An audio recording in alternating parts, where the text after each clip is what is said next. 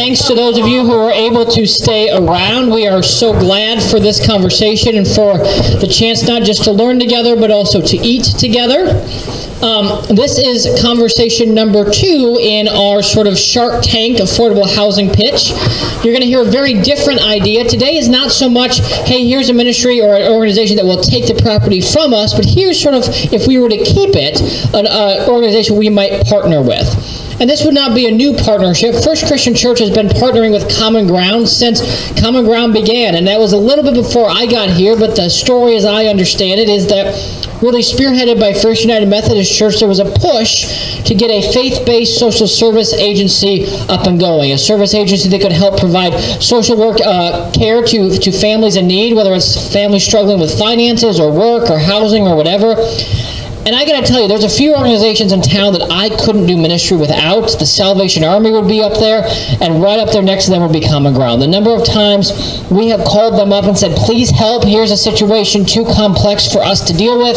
We just don't know how to handle this, or what ideas do you have for this?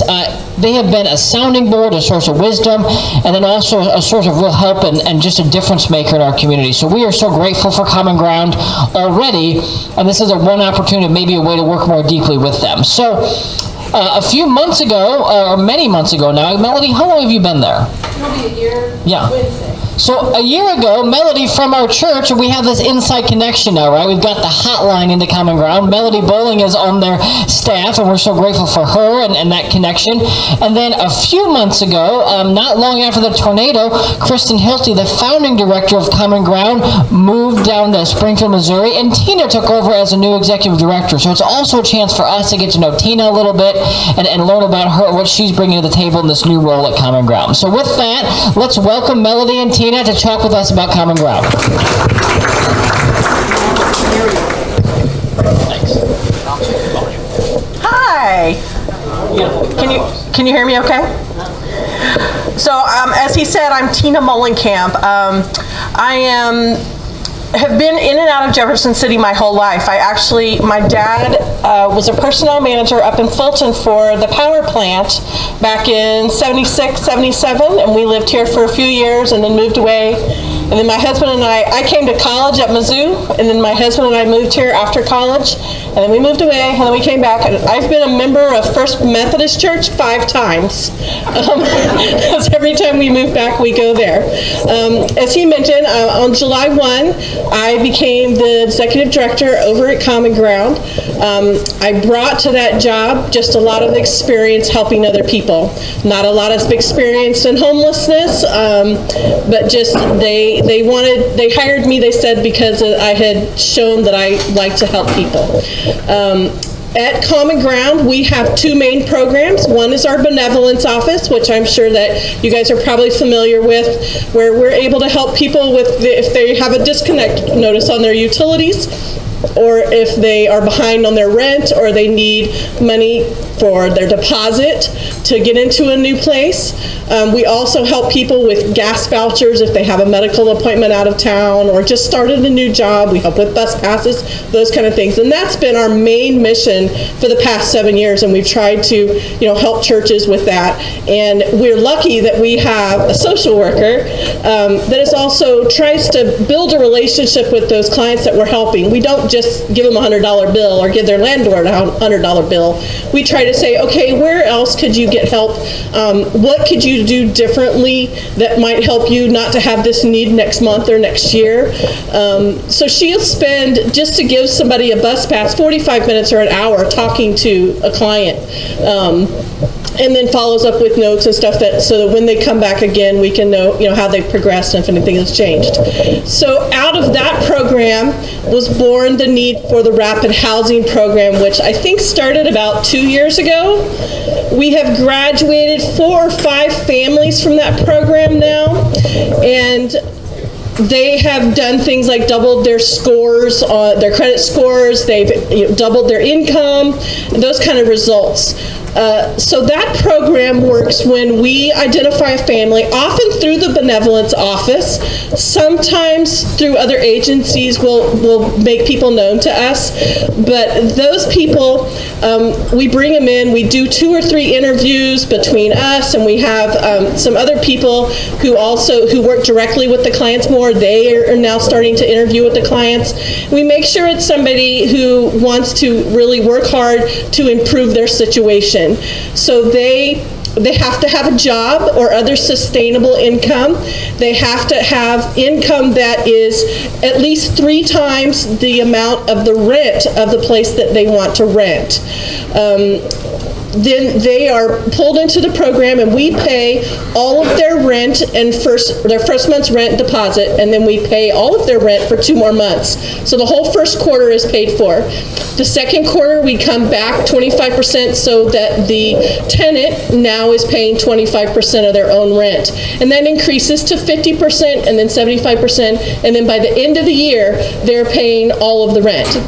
So that's why we want to make sure that their income is at a starting level where they're going to be able to take over that rent eventually. During that year, they work with what we call a family advocate, and that advocate meets with them every month, and they help them develop a budget. They have other financial education depending on where that person is in their financial education.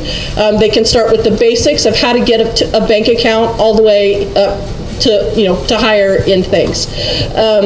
They also set other goals, not just financial goals.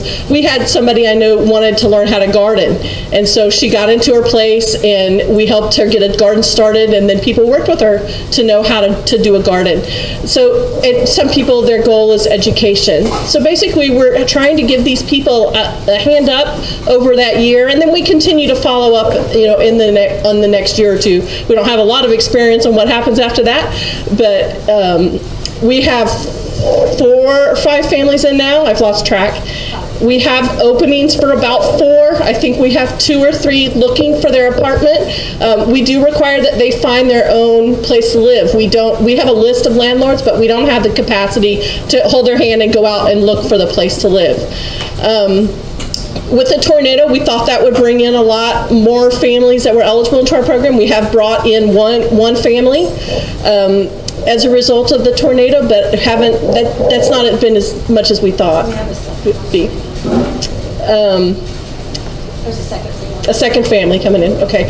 Melody works directly with the people more. She and I collaborate on it, but she's the one that keeps her finger on the pulse of what's going on. Do you want to add? Or do you want to take questions? Take questions. Sure. What can I tell you guys? I guess what they're thinking is if the churches maintain the property and own the property, that they might use common ground in that capacity, that we would find a family and it would be a place that they could go, as one of the options of where they could live. I could speak to the divorce. So, as Tina mentioned, there's the General Benevolence Office, and then there's the Families Forward program. I guess what we saw prior to the tornado was that there was a shortage of affordable housing for single disabled individuals, and also 2- and 3-bedroom apartments for families. The tornado hit, and it kind of decimated that affordable. And what I mean by affordable, what we're seeing at Common Ground is rent of about $350 to $400 is what someone with an income of working fast foods or through the temp agencies. A lot of our clients that we see work through temp agencies, so they have no benefits. They're working paycheck to paycheck. And prior to the tornado, if there was, brakes needed replaced, blown tire, new ignition switch in a car, that was putting them in threat of eviction. Since the tornado, we've seen supply and demand. Combined with HUD rates have gone up to $800 a month for renting for families, and so incomes or the rental properties have gone up. We could easily somebody could find something between $400 and $500, and now they're looking at anywhere from $600 to $900 a month in rent. We're having requests on a daily basis for deposit and rent of $1,000 to get a family into a unit. So it's doubled the need of that. So I guess I see two populations that are struggling, and that is a single adult, what male or female, and those with children are struggling to find something that's affordable. And you know, and it's what life happening. I think the model that I take as a social worker is I saw myself as being there to help people help themselves, and I tell that I don't know how many times I say that a day. Is what can I do to help you help yourself? Because we through the Families Forward program, we can help them get to a sustainable point if they have income. I guess if I were going to talk about dreams and hopes for the future for the families that I work with, is some kind of housing where we definitely have a need for transitional housing for those people like who are trying to get on disability but can't, you know, it's a process. Or transitional housing so people can move to home ownership so that they can provide for their family.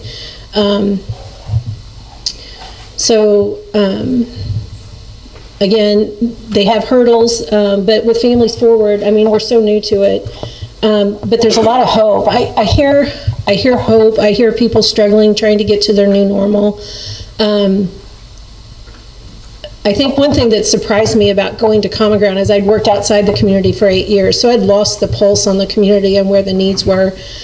And a lot of people are coming in from the Chicago area, and that puzzles me. What's the pipeline?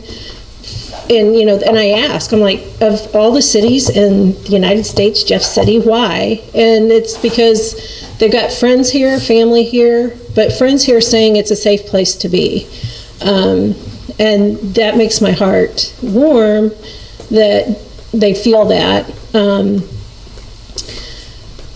But I don't know where I was going with that other than, you know, this is a great community, and I think I have a new outlook on the community since the tornado. There has been just this huge uprising of people wanting to take care of our own. And so I think this opportunity for housing could go a couple of different ways. From the way I see it is it could be a transitional housing. It's definitely needed. But it also could be a place to give some families an opportunity to build a neighborhood, rebuild their neighborhood. Especially, so I had just in a situation where someone was talking, they'd lived in that neighborhood for 23 years, but they haven't seen their neighbors since the tornado, and they're traumatized. And there are a lot of young families out there who have hopes and dreams of wanting to start a repair shop or start a small business. And I believe the strength of Jeff City has been the small neighborhood elementaries, that the kids grow up, and I guess I should tell you about this about me. This is the lens I carry. My specialty is infant, toddler, family mental health, and children grow and develop within the context of the relationships that they're raised in. And I've always believed this from the day I moved here. Before I had my midlife crisis and went off and got my infant mental health postgraduate degree, is that it is the community building that Jeff City offers through the small elementary schools that kids have a sense of belonging. And that's how they grow and learn. And Common Ground, I feel blessed to be there because children can't grow when parents are stressed out about meeting the basic needs of housing and food and protection. And I know that through the Families Forward program, we're able to address the concrete needs immediately and provide the shelter and safety of a home while the parents work on stabilization. I could see Common Ground partnering in maybe through the Families Forward program, that there would be affordable housing that they could start working on getting stabilized. You have any thoughts about that? Can you just say just a little bit more about the coaching you do with families that are in the program? Like, I mean, it's one thing to say, okay, we give them financial coaching or whatever. Like, how does that actually work? Like, if I'm in the Families Forward program, what accountability do I have to you all? Well, so they start with me, and I begin talking to them about the program and the policies of the program, because the details of the program are, if they have a job that I don't know that we have income guidelines, but we say sustainable income. And then I talk about what are their goals. Usually, I guess back up, we haven't mentioned this, is in order for families to qualify, they have to be either in imminent risk of eviction or homeless. So I start out with talking to them about what are their goals related to providing a stable home for their children. And they have to have children 18 years or under in their custody. And so I ask them, what does that mean to have a stable home? What would be your goals? At least name 3 preliminary goals that you have. And it could be anything, but some of them want to finish their education, get a job that they have benefits. At least the few families that I've worked with have started out with fast food jobs. We have a history of some of them getting state employment while they're in the program, so they go into stable income with benefits. Sometimes they want to finish their GED. I'm trying to think of some of the other things. So he's asking what their accountability is. Yeah, so their accountability. Showing up for those monthly. Yeah, so it's a 3-way contract. There's a contract between them and us that they'll meet with their family advocate once a month and work toward those goals that they set. The goals are fine-tuned with the family advocate. Then there's a contract signed between Common Ground and the landlord, and then a contract between the landlord and the family. And so the family has to uphold the lease agreement with the landlord, in addition to agreeing to meeting with the family advocate. Our family advocates are all volunteers.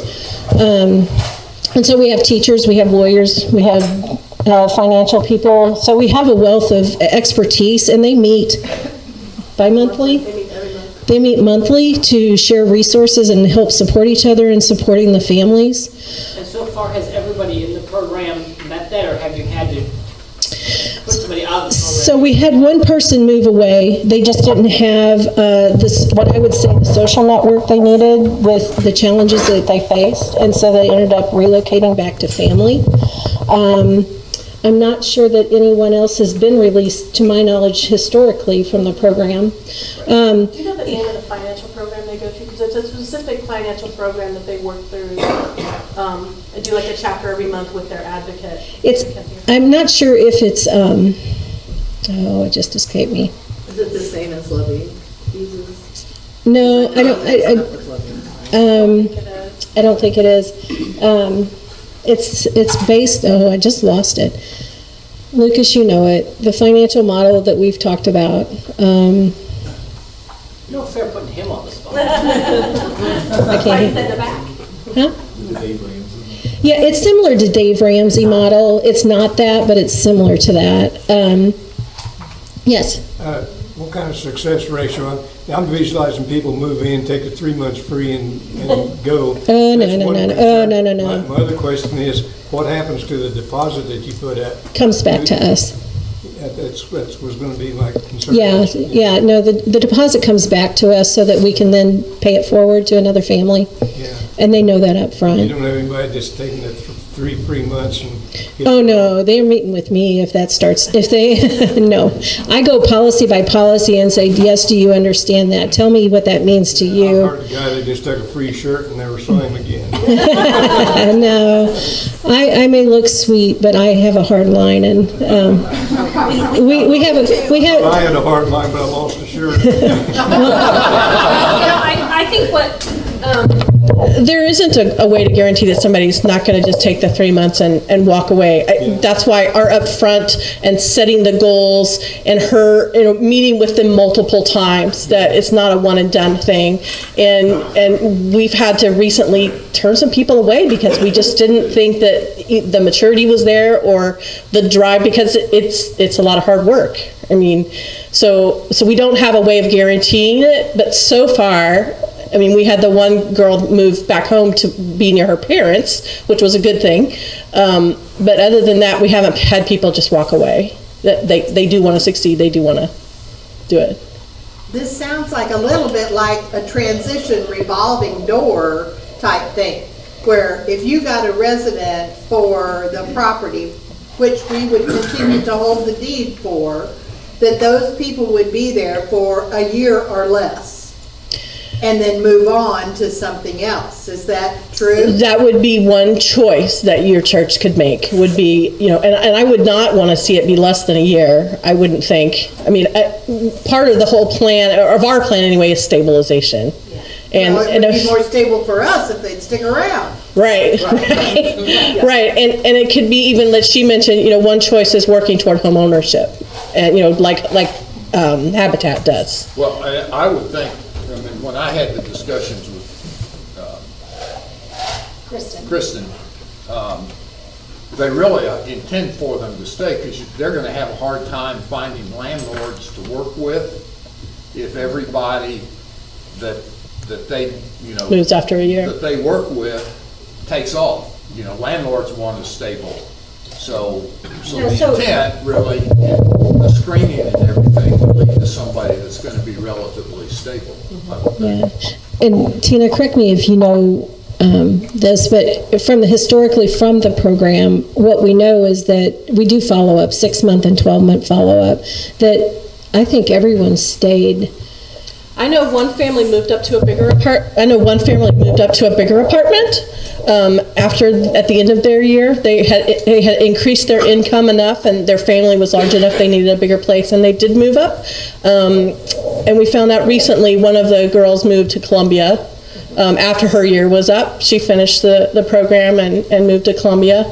But the other ones, as far as I know, are still all in the same place.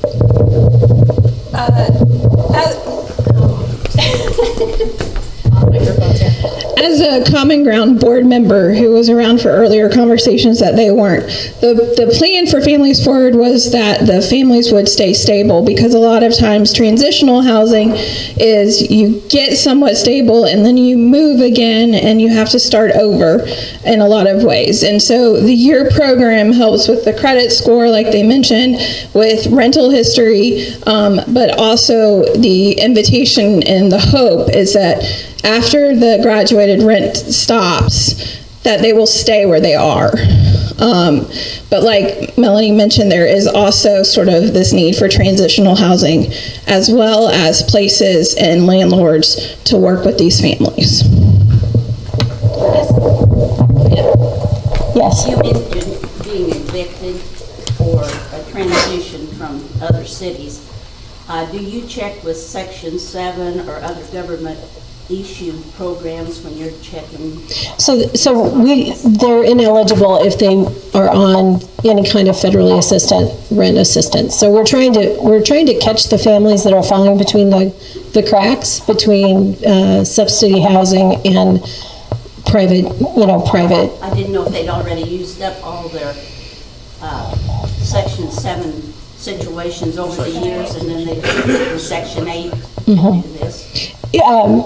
So if they're receiving any kind of assistance, they're ineligible for our program. So I guess she's saying if they had done Section 8 before, but now they can't do it, do we take them in? And I don't know if we've had anybody like that. I didn't know if you checked any of that situation, because they have a pretty good program, and they sure. Once so they kind of mess that up, you sure don't. Sure. Well, we've had situations where people have failed at public housing and or Section 8, and so they're sanctioned for 5 years from housing, and so then that becomes we develop a long-term relationship with them to try to help find housing, because they're in a really bad spot if that happens. It's bad habits. A lot of that's bad habits. From dogs to all sorts of situations is how come they broke that. Sure, sure. One of the things I'm hearing, I just maybe let me say this and see if it's sounding true, because you all are doing a lot of work on the front end vetting candidates for this program. So you're not just taking anybody who walks through the door, but you're doing the work really understanding if this person fits not only all the requirements, but if they are good, just getting to know them, that they are going to be responsible enough to do this program well. And that vetting process helps sort of weed out folks who just aren't going to end up being good, good partners in it. Right. And also you're helping them to succeed. Yes. You're helping them to succeed. And there have been families that you considered for Families Forward, but ended up directing to Section 8. Actually, well, since the tornado, there have been 3 families that came asking for Families Forward, but subsequently qualified and got into public housing. So we definitely move them in that direction if they're forward. Well, and we're learning as we go along. I know that we're learning that we can't deal with severe mental health issues. We don't have the capacity. I mean, Melody, if she spent all day on it, she could probably handle it, but we have other jobs. And so we're learning what our capacity is and what we can deal with too. Do you ever cross paths with Habitat? Oh, yeah, we have a strong partnership with Habitat. We use them primarily for furniture vouchers. If we give somebody $100 voucher to go over there, especially our new people in the Families Forward program, Habitat doubles that, and they'll give them another $100 too, to be able to shop for furniture to fill their apartment. So anything that I do through the benevolence office is really geared toward helping move people to sustainable living. And so with Habitat, we're not giving everybody a $100 voucher who says, I want a new couch. They have to have been homeless or living with someone else and moving into their own housing. And then we will give them a furniture voucher. And Habitat's been gracious to match that. And again, I'm identifying their top 3 needs, because $100 does go further at Habitat, but sometimes it doesn't meet all their needs. So.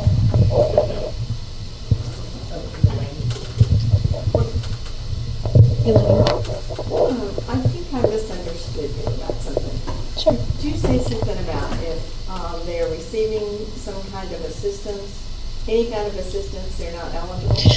Housing assistance. If they're getting any kind of dollars for housing, then we don't accept them into the program. I just want to be sure I understood. Sure. I think she had a question. I was going to say transitional housing, that is a very, very good program. All right, and then I was hearing that after y'all helping, they just show that they stable, could get a job or whatever. But I wanted to say that to me, German City stops a lot of people from progressing because of their services. Some years ago, I can't remember how many, when they asked about raising the price on the buses up to $1. And then they asked me, and I didn't know I was on TV. Somebody saw the bus driver. The next day I got on the bus. I never caught that. I never did see it. He said, you was really good. I said, good. I felt embarrassed. But the point with other drivers, they said, no, we don't want to work on the weekends. We like it the way it is.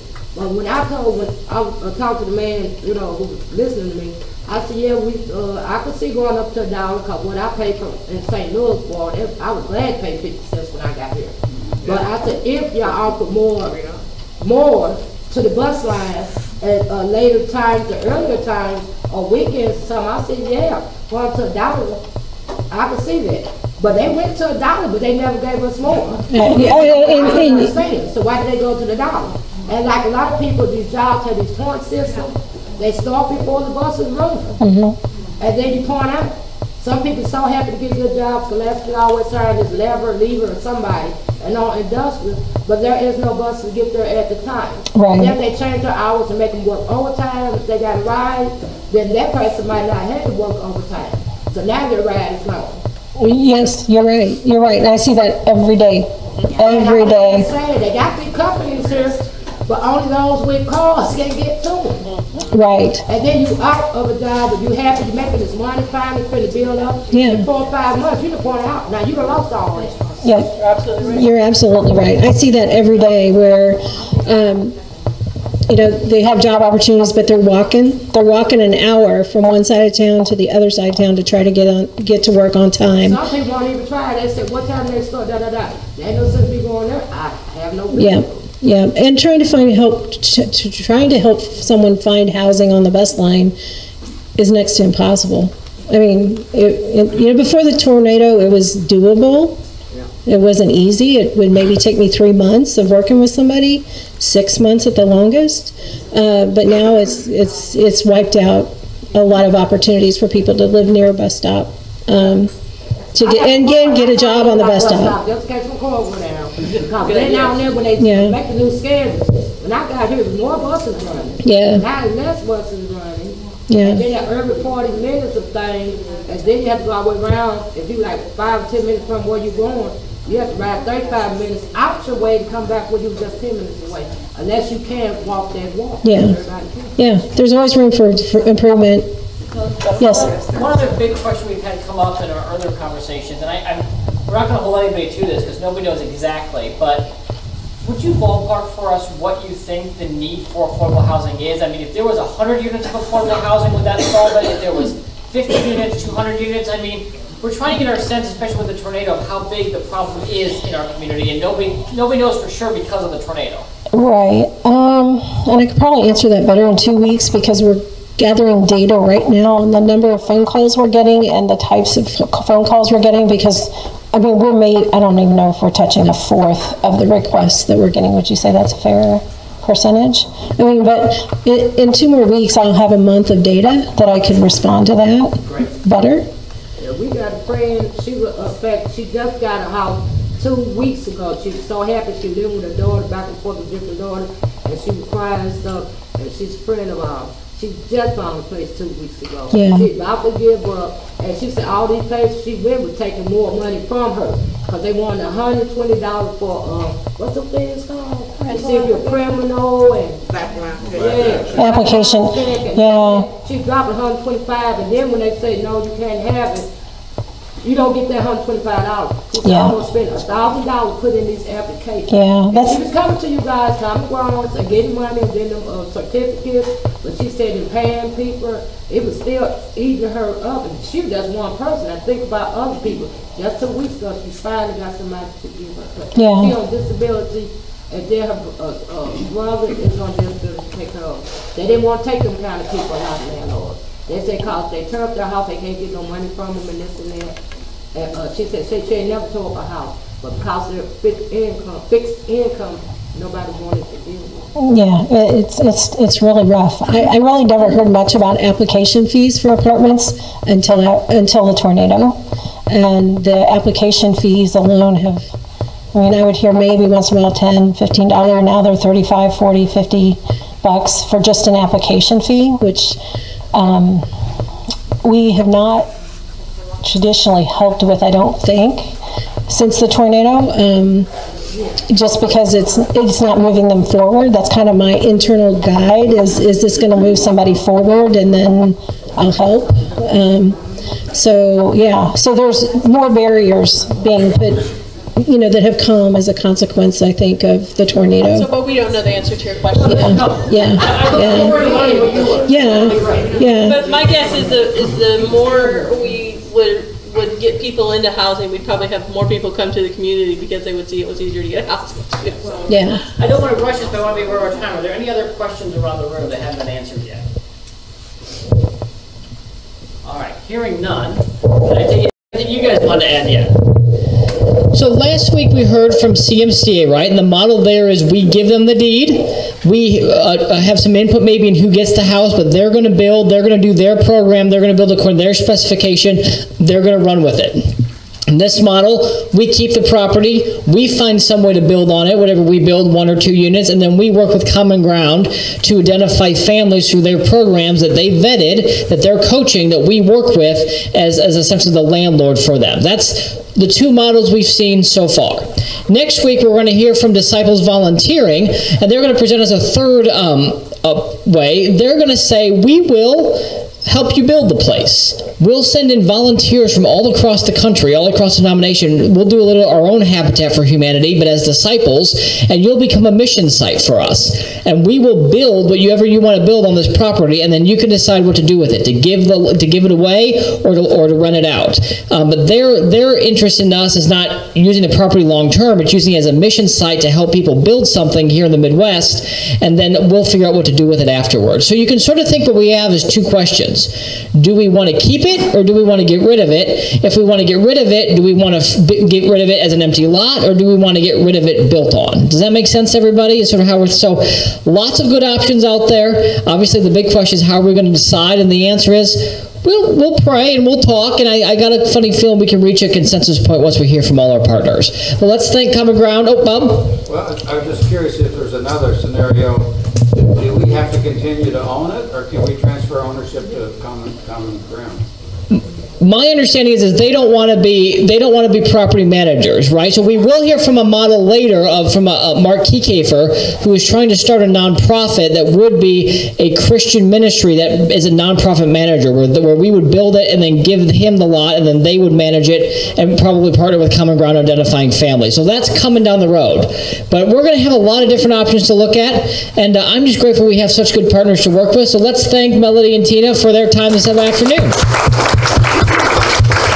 All right, Roxy. When you're saying we would build it, how many $1,000s are you putting up to build it? Either a double complex or what? Yeah, so if it's, we'll talk about that some next week, Roxy. With the disciples volunteering, they would provide almost all the labor, and so we would just have to work on the materials, and we would talk to local people about maybe helping get some of those materials donated or at cost.